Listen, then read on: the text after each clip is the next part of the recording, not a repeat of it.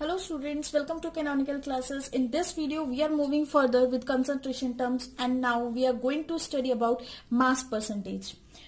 Mass percentage क्या होगा आपका? देखिए मास परसेंटेज भी बोला जाता है, इसको हम रिप्रेजेंट करने के लिए लगाते हैं परसेंट W बाय W. ठीक है, इसको हम बोल सकते हैं परसेंट बाय वेट, दोनों नाम से जानते हैं हम इसको, परसेंट बाय वेट, या फिर हम इसको बोल सकते हैं परसेंट बाय मास, या फिर हम इसको क्या बोल सकते हैं, परसेंट बाय मास.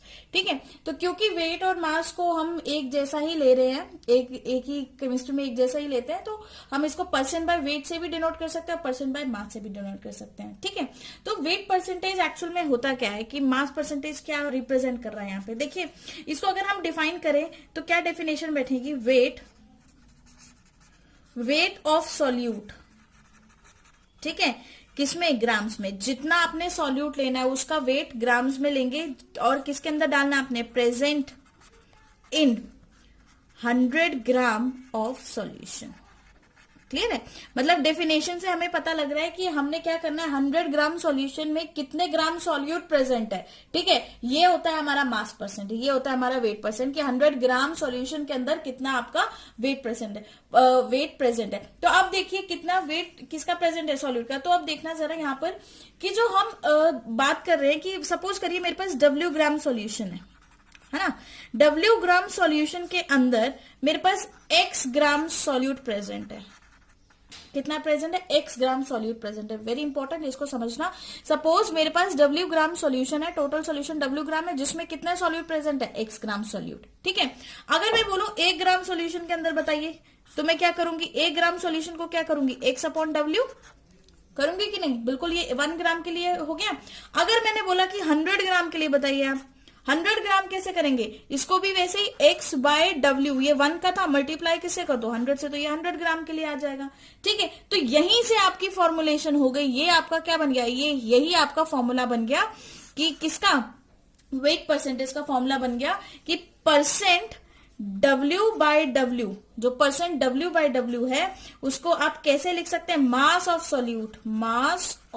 सॉल्यूट, जो कि हमको किस में गिवन होता है, ग्राम में, डिवाइडेड बाय, और सॉल्यूशन का मास लेना है वो भी किस में लेना है, ग्राम में, है ना, divided by mass of solution in gram और मल्टीप्लाई बाय 100. तो ये आपका आ गया फॉर्मूला फॉर वेट परसेंटेज. ठीक है, यही तो हमने फाइंड आउट किया था कि W ग्राम सॉल्यूशन में अगर X सॉल्यूट है तो 1 ग्राम में कितना होगा, X बाय W, है ना.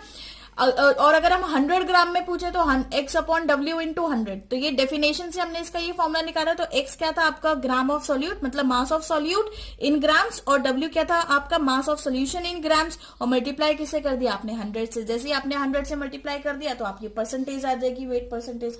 ठीक है, तो अब इसको और अच्छे से समझने के लिए हम एक न्यूमेरिकल कर लेते हैं. इसके लिए numerical is 2.5 gram of cane sugar. Cane sugar is dissolved in 147.5 gram of water. ठीक है, फाइंड, हमें यहाँ पे क्या फाइंड करना है, find percent by weight of solution. अब हमें परसेंट बाय वेट निकालना है सॉल्यूशन का. तो क्वेश्चन क्या है आपका, यहाँ पे क्वेश्चन में क्या गिवन है आपको, 2.5 ग्राम जो है आपका केन शुगर है उसको डिसॉल्व किया आपने 147.5 ग्राम वाटर के अंदर. तो यहाँ से आपको परसेंटेज निकालना है. तो सबसे पहले किसी भी न्यूमेरिकल को सॉल्व करने से पहले मैंने क्या बताया आपको, हमारा जो फर्स्ट रूल है हमने लिखा होता है व्हाट इज गिवन.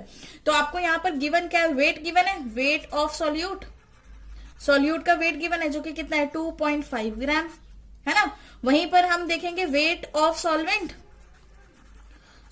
का वेट हमें कितना गिवन है, 147.5 ग्राम. तो बस फिर हमारे पास सॉल्यूट का वेट है, सॉल्यूशन का वेट है, तो परसेंट बाय मास निकालें. तो फॉर्मूला पुट करते हैं परसेंट बाय मास का फॉर्मूला क्या होगा, ये this is weight by weight, उसको ऐसे भी लिख सकते हैं. ठीक है, तो हम लिख देते हैं फॉर्मूले में weight of solute upon grams में वेट ऑफ सॉल्यूशन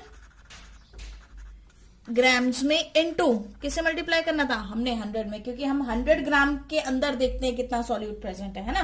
तो ये कितना आएगा आपका 2.5 divided by weight of solution कितना होगा आपका, टोटल वेट होगा सॉल्यूट प्लस सॉल्वेंट, क्योंकि जो सॉल्यूशन होता है वो कैसे बनता है, सॉल्यूशन बनता है आपका किससे मिलके, W of solution is equal to W of solute plus W of solvent, इसी से मिलके बनता है ना। W ऑफ सॉल्यूट कैसे मिलेगा, W ऑफ सॉल्यूशन कैसे बनेगा, W of solute plus W of solvent according to law of conservation of mass. तो यहां से हम ये सॉल्यूशन की जगह हम इसको पुट करें तो देखिए 2.5 प्लस 147.5, ओके, ये आपका टोटल मास आ गया सॉल्यूशन का इनटू 100।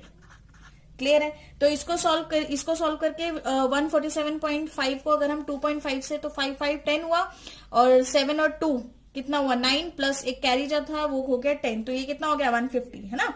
तो ये आ गया 2.5 अपॉन 150।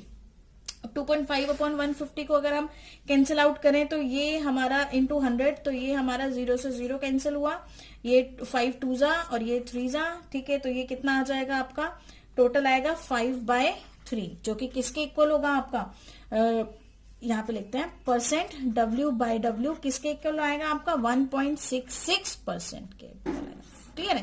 तो ये आपका रहा आंसर, ओके।